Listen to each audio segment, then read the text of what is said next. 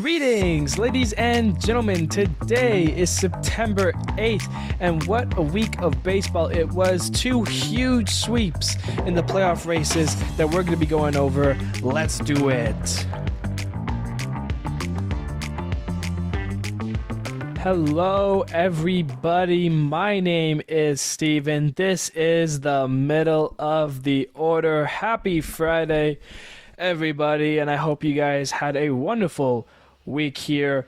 Football is back. Chiefs and Lions yesterday was a good game to watch to get the feet wet into the NFL season. So if you are excited for that as well, it's a beautiful time when baseball playoffs are happening. Football's back. Basketball and hockey around the corner, the big four major sports. It's always a great time. And as excited as I am to watch Sunday football, I am more excited for some of these playoff races and for the upcoming series. But before we dive into this weekend's games of baseball, let's go over the week of baseball that we just went through and talk about that in our series recap.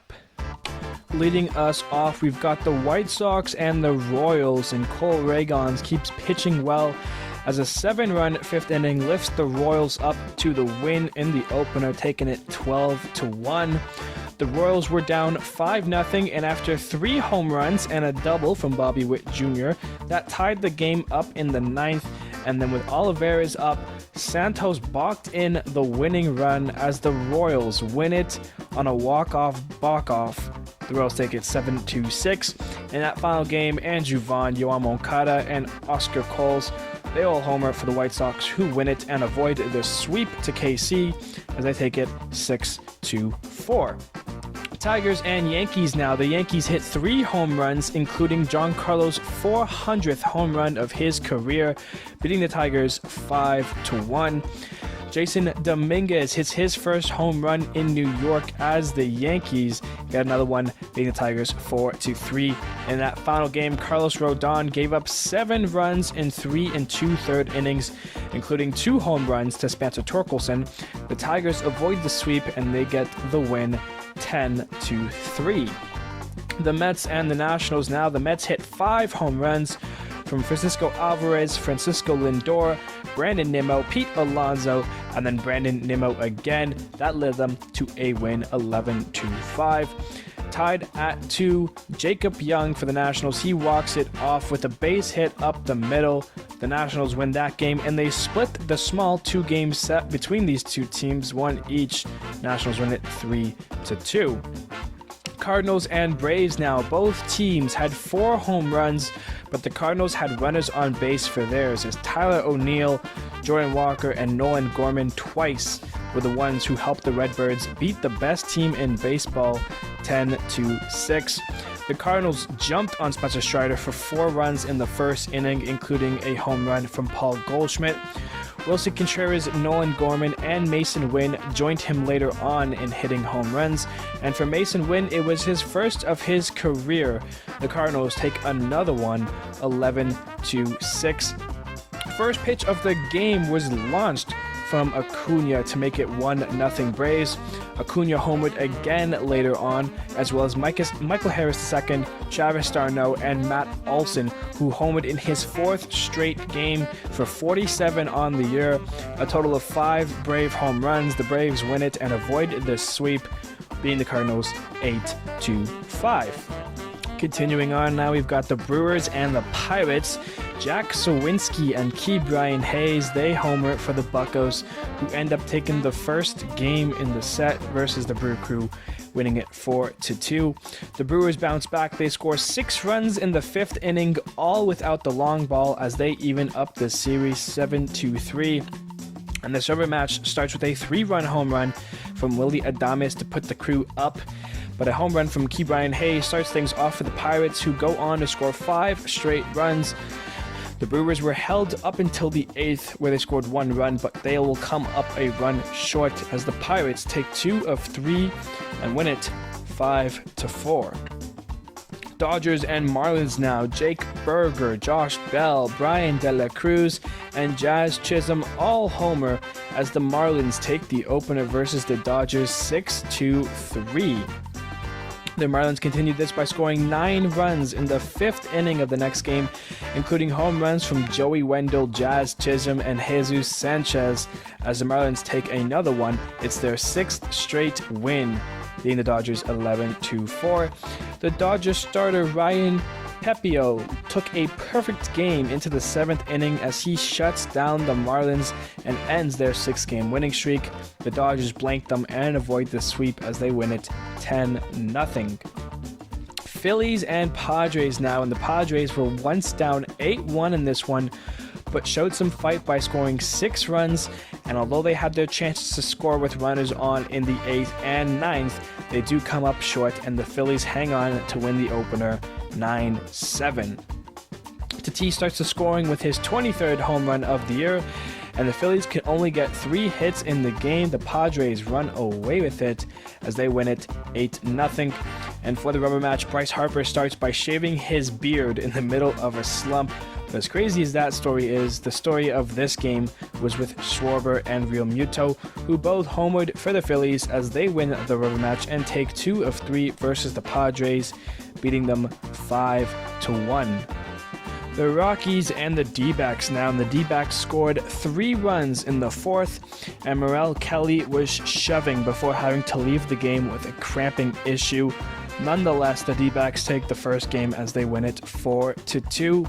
The Rockies edge one over the D-backs in a close, low-scoring game that the Diamondbacks never took advantage of, resulting in that Rockies win to even up the series 3-2. The D-backs scored in 6 of 8 innings and had a huge 3-run home run from Alek Thomas to put them in the lead in the 3rd. Lourdes Gurriel Jr. also homered for his 23rd of the year. The D-backs win the rubber match and take 2 of 3 versus the Rockies, 12-5. Giants and Cubs, and this one's going to have huge playoff implications. Justin Steele continues his Cy Young push with 8 scoreless frames and 12 Ks versus San Fran, as a home run from Seiya Suzuki would all the Cubs need to take the opener in this one as they beat the Giants 5-0. A very close game between these two up until the 7th inning, where the Cubs opened it up wide with 6 runs, including home runs from Seiya Suzuki and Christopher Morel. The Cubs take another one, winning it 11-8. Miguel Amaya and Cody Bellinger both go deep as Seiya Suzuki has a 3rd straight good game. The Cubs put a chokehold on the Giants and get the 3-game sweep, causing major problems for the Giants going forward. The Cubs win it 8-2. The Mariners and the Reds. Julio, home run number 25, as he becomes the first player ever to have 25 home runs and 25 stolen bases in both of his first 2 seasons of his career. However, the Reds were in control of this one, scoring 5 runs in the first 2 innings, including a 3-run shot from Spencer Steer. The Reds win it 6-3. 3 Mariner home runs from Teoscar Hernandez and 2 from Julio had them up. But here comes the Reds kids as Christian Encarnacion Strand hits home run number 6, and Noelvi Marte hits career home run number 1 for his first home run in the big leagues. That kept things close, and in the 8th inning, the Reds were down 3. They turned to pinch hitter Nick Martini, who delivered a huge 3-run pinch hit home run to tie the game up. And in the 9th, the Reds were able to walk it off on a single from Christian Encarnacion Strand. That brought in Ellie with his crazy speed. The Reds win it 7-6. And for that final game, Mike Ford, J.P. Crawford, and Kyle Raleigh all homer for the Mariners, who get the much-needed win to avoid the sweep as they take the last game 8-4. The Blue Jays and the A's now, with the Jays up 3. The Oakland A's hit 3 solo shot home runs to tie the game and send it to extras, where the Blue Jays scored 3 runs and felt good going into the bottom of the 10th. Lawrence Butler hit his 2nd home run of the game, and that put Oakland within 1 to keep it tied. But they couldn't get it as the Jays fans sigh in relief with the win, beating Oakland 6-5. Chris Bassett throws a gem against his former team. The Blue Jays score 6 runs in the 7th, leading them to another win, beating the A's 7-1. And a couple of home runs from Carlos Perez and former Jay Kevin Smith. They homer for the A's. They're able to take the last game and avoid the sweep to the Blue Jays, beating them 5-2. The Baltimore Orioles now and the Los Angeles Angels. And the big hit in this first game was a 3-run home run from rookie Gunnar Henderson in the 7th, which gave Baltimore a 4-run lead as that helped them win the opener 6-3. With no Felix Bautista, keeping leads has been more challenging for the O's as of late. The Angels were able to score in the 7th, 8th, and 9th to tie the game up and send it to extras. But after the O's got a run, they were able to hold the Halos as they beat them once more 5-4. And a 4-run third inning, quality pitching, and late back-to-back home runs from Anthony Santander and Austin Hayes. That sounds like a recipe for a win, as the O's take it and get the sweep over the Angels, beating them 10-3. Red Sox and Rays now. Huge home runs from Tristan Casas and Masataka Yoshida help Boston take the lead, and they hold on to it and win the first game versus the Rays 7-3.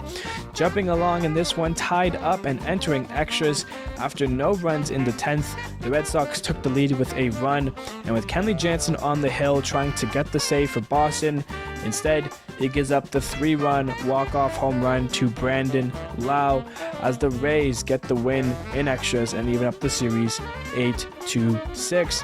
Tyler Glasnow was on a mission, and that mission was strike your ass out. 14 strikeouts for Glasnow.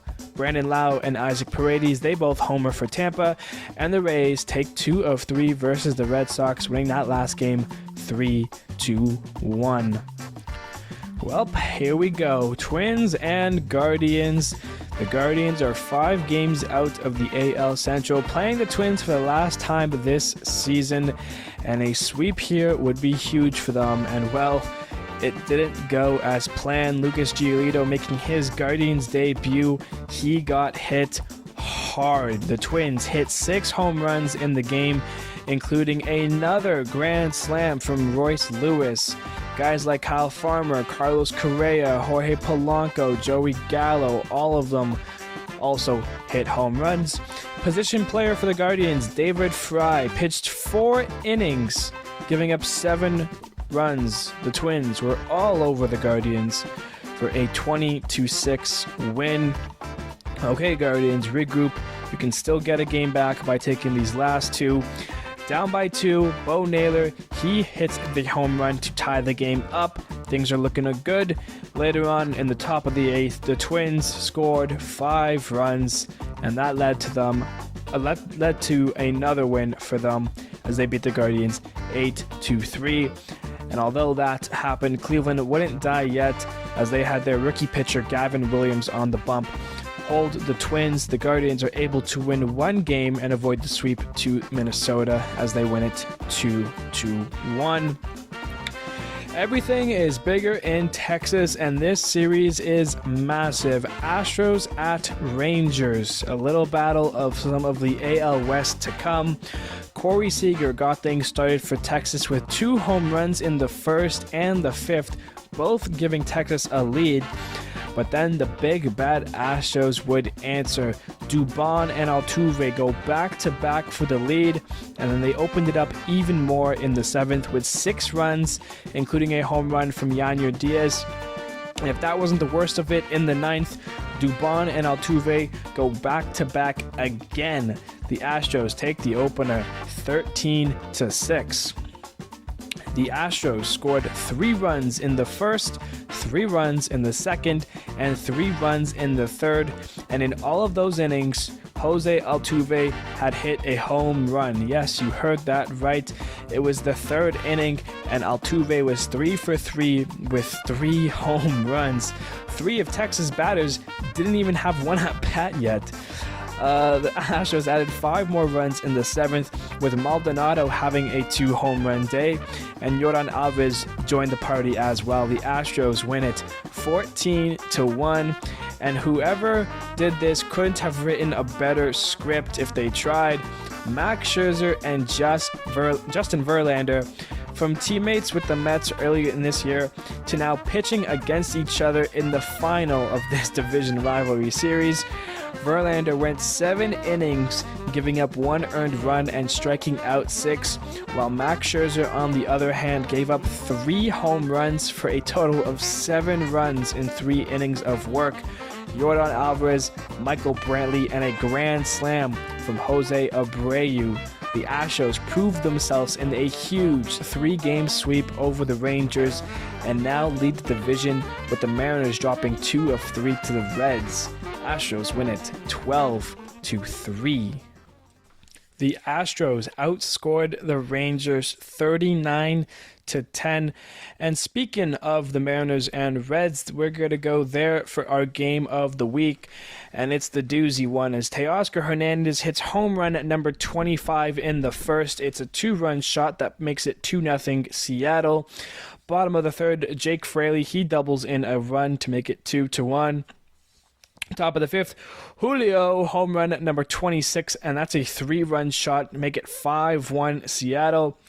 That's when Christian Encarnacion Strand homers for number 6 to make it 5-2, and then Noelvi Marte hits his first career home run, that made it 5-3. Julio then homered in the 7th for his 27th on the year to make it 6-3 Seattle, which brought us to the bottom of the 8th. Pinch hitter Nick Martini, home run number 4 on the year, a 3-run shot, ties the game up 6-6.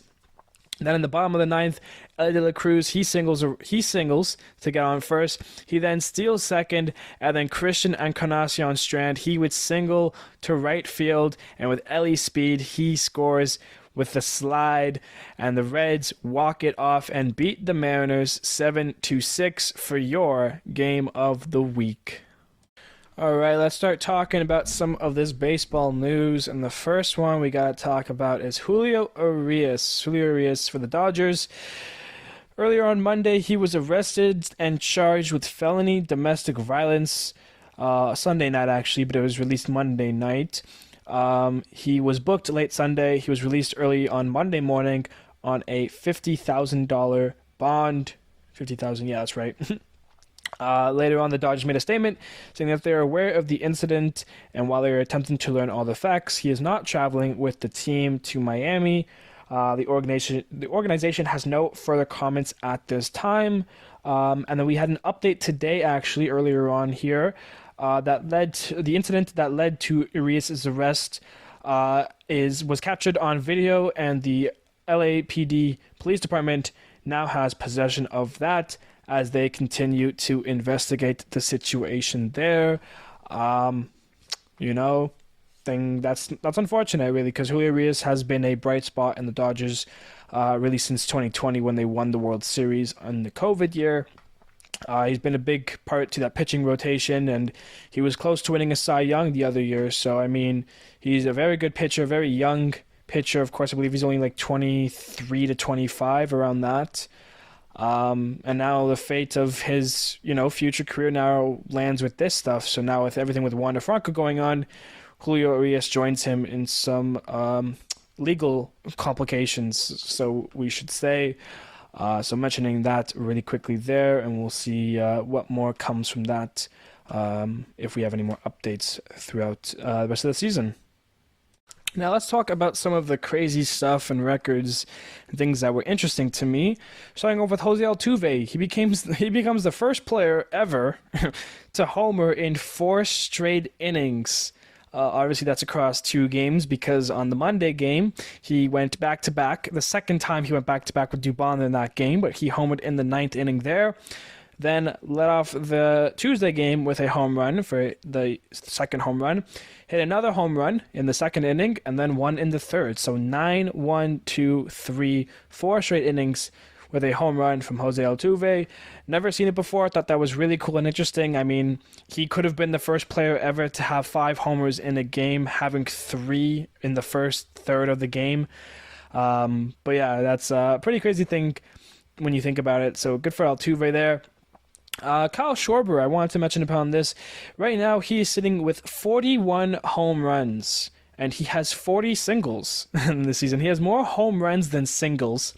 His average of 195, it's the lowest among qualified players, and he has an OPS of 820. A guy with a higher OPS and a lower average is Jorge Soler. So what I mean by that is the next guy to have a higher average and higher OPS than Schwarber, going from lowest to highest, is Jorge Soler, and that's in reverse order. That means there's 24 guys between Schwarber and Soler who have a higher average than Schwarber, but a lower OPS than him. Schwarber's having a once-in-a-lifetime season that I've never seen, with the amount of home runs versus singles, and then being able to have a high OPS above other guys who have low average. And I'm sure there's more guys after Soler who have a lower OPS than Schwarber, because 820 is pretty much league average for OPS, and there's a lot of guys below average. So it's crazy. That's among qualified players, of course, as well. So I just wanted to mention that. Royce Lewis has done it again.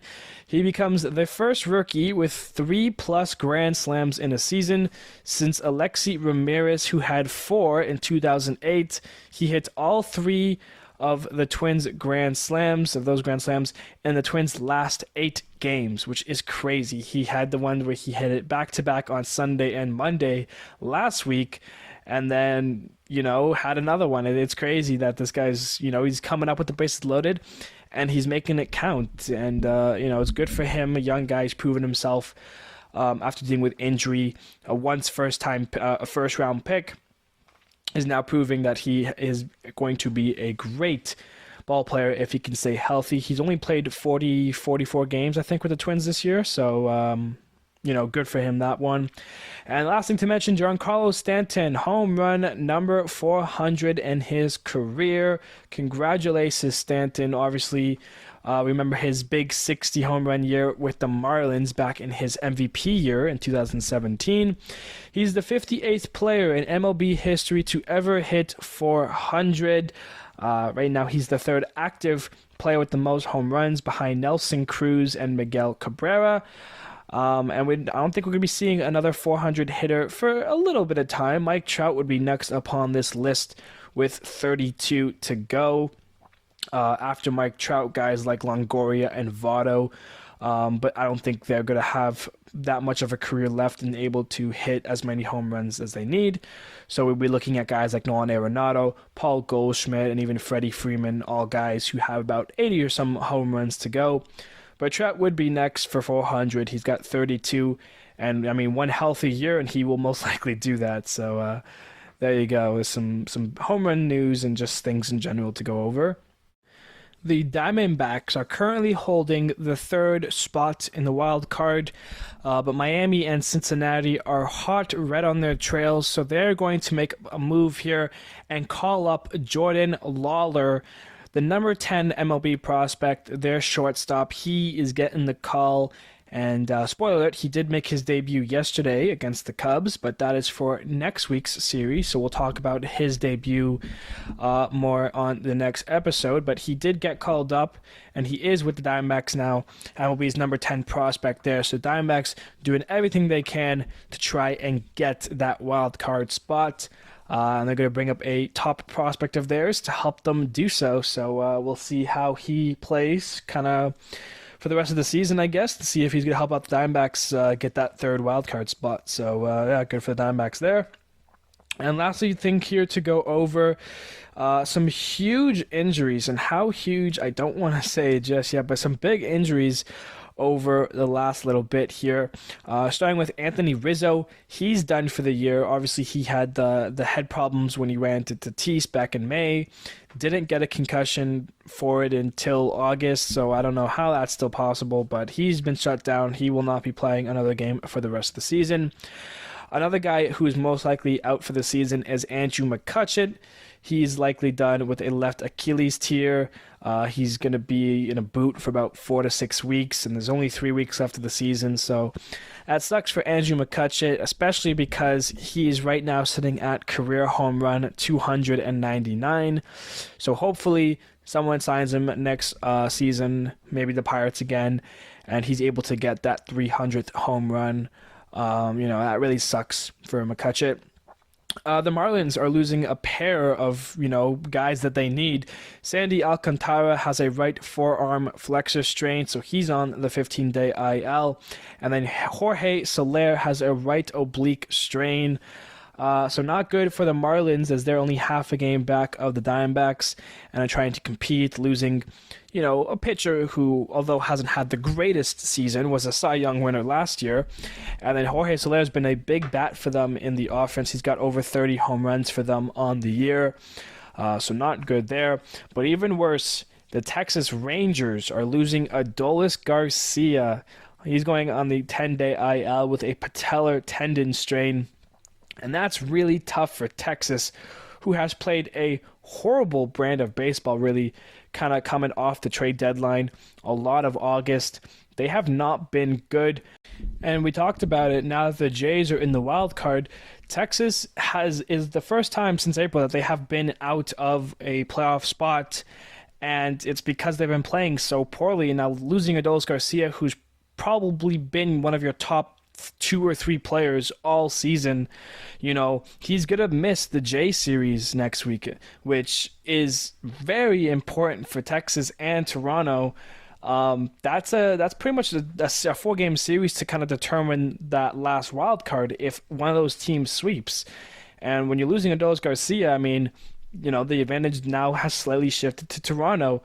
And for Texas, this is the first time we're going to do a playoff predictor after in a little bit. It's the first time that they're going to miss it. There's only a few teams that haven't missed a single playoff predictor. And Texas was one of those teams up until this week. They're not going to be in this one. They're not in a playoff spot. They've been playing a bad brand of baseball. And now losing Adolis Garcia is not going to help them. So, Texas needs to get things going. They just got swept by the Astros, which was huge. Things aren't looking good if you're Texas, and they gotta go, and they gotta go now because you're running out of time. So it's a couple injuries there for you, some major ones, especially for Miami and Texas.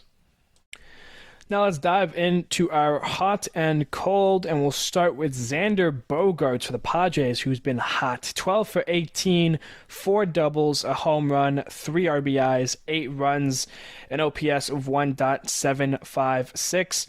Seiya Suzuki with the Cubs, what a series he had. 12 for 25, 4 doubles, a triple, 2 home runs, 9 RBIs, 6 runs, an OPS of 1.460. Teoscar Hernandez with your Mariners, 10 for 24, 2 home runs, 5 RBIs, 2 runs, an OPS of 1.111. Kyle Schwarber, 6 for 15, 3 home runs, 4 RBIs, 7 runs, 10 walks, an OPS of 1.640. And then Jose Altuve, 7 for 19, 5 home runs, 5 RBIs, 6 runs, an OPS of 1.558. Those are your 5 hot players. Moving to our cold, Adam Duvall, 3 for 21, 10 strikeouts.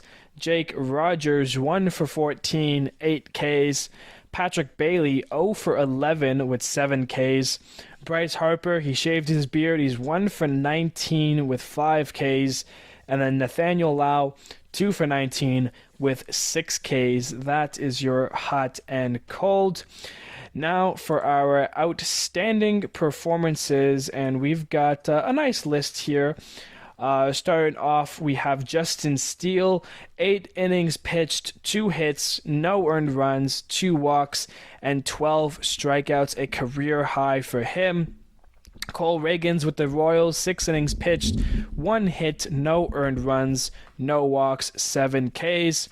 Merrill Kelly, he left this game with a cramp. 7 innings pitched, 1 hit, 1 earned run, 1 walk, and 12 Ks. He definitely could have gone more if it wasn't for that cramp.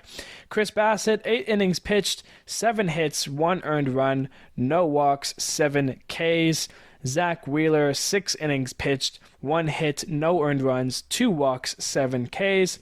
Ryan Pepio, 7 innings pitched, 1 hit, no earned runs, no walks, and 3 Ks. Took that perfect game into the 7th inning before giving up that hit. And lastly, Tyler Glasnow, 6 innings pitched, 3 hits, 1 earned run, 1 walk, and 14 strikeouts, tying a career high for him. That is your outstanding performances. Okay, now a look at our stat leaderboard. Luis Urias still leads in average at 353. Acuna for hits, 187. Matt Olson, with a 4 straight days of home runs, has put himself in first with 47. Could he make it 5 straight with a home run today? He still leads in RBIs at 116, Acuna in runs at 125, Juan Soto with walks at 116. However, Schwarber, with his 10 walks this week, has jumped up to second. It was actually pretty close on the list. Acuna leads in stolen bases at 63. Ohtani's OPS at 1.066. Justin Steele now ties Spencer Strider for wins at 16. Blake Snell, ERA 2.5. Those are going to be your 3 for Cy Young, who will win that. Strider still leads in Ks at 250. And then Emmanuel Clase from your Guardians, 38 saves, leads the league there. That is your stat leaderboard.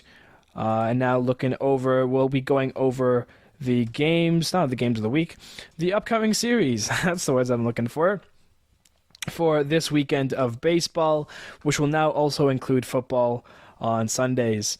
Starting off with the White Sox and the Tigers, they have a series there. Guardians at Angels, Mets at Twins, Nationals at Dodgers, Pirates at Braves, Rockies at Giants, Cardinals at Reds, Brewers at Yankees, Padres at Astros, A's at Rangers, Royals at Blue Jays, Oilers at Red Sox, and then the big 3 here, Mariners at Rays, a potential wild card matchup in the AL, Marlins at Phillies, duking it out in the NL wild card, and then D-backs at Cubs. So 3 major series there. That is your upcoming series to look forward to this weekend. And now we'll look at our playoff predictor for this episode here. Starting off, the Blue Jays in the 6, taking on the Twins at the 3, and it's the Blue Jays who win that. Mariners at the 5 seed and the Rays at the 4 seed. Not only is this a matchup here, but it's the series to watch this weekend, I would say. Excuse me. And the Mariners do win that one and move on to the divisional series. Blue Jays at Astros, and the Blue Jays win that. Mariners at Oilers, and the Mariners win that. So a couple of upsets there in the division series, and now we have the Blue Jays at the Mariners. We had this matchup last year. It did not go well for the Blue Jays, but it will for them this time around. The Blue Jays will win that and head to the World Series. On the NL side, the D-backs at the Brewers, and it's the D-backs who win that. Then your Cubs at your 5 seed and your Phillies at your 4 seed, and it's the Phillies who beat the Cubs. D-backs at Dodgers, and we have more upsets as the D-backs beat the Dodgers there. Phillies at Braves. This was a series last year, and this time the Braves get the revenge. They win that.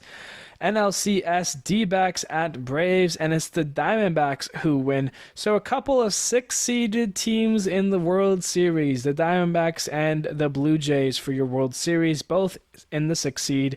And it's the Blue Jays who are your 2023 champions. That is going to do it for our episode today. Thank you, everybody, so much for listening. I hope you guys have a wonderful weekend full of baseball and football and whatever else you guys plan on doing on your weekend. Thank you, everybody, and I will see you guys on Monday.